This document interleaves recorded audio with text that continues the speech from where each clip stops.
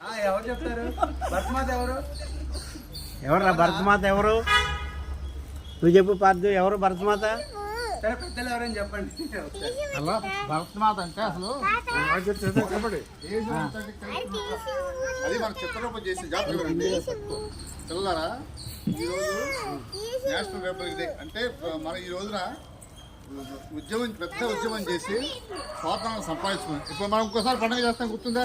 మనం 47 అది మామూలుగా 15th ఆగస్టు కూడా చేస్తాం కదా, జాగ్రత్తగానండి. 15th ఆగస్టు మనం చేస్తున్నాం కదా.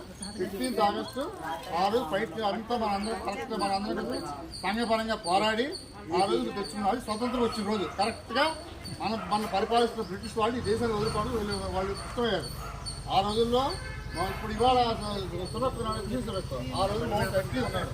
మౌంట్ ఎట్లో ఉండగా ఎన్నో ఫైట్లు అనేక ఉద్యమాలు చేశారు. 100 ఏళ్ళు చేశారు, 150 ఏళ్ళు చేశారు. దేశాన్ని వదిలిపెట్టాడు.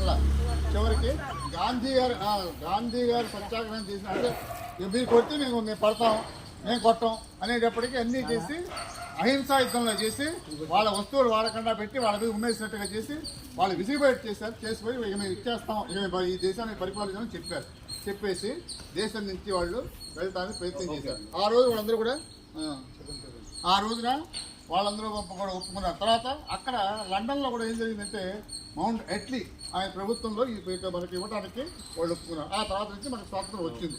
1947 ఆగస్టు 15 ఇచ్చారు.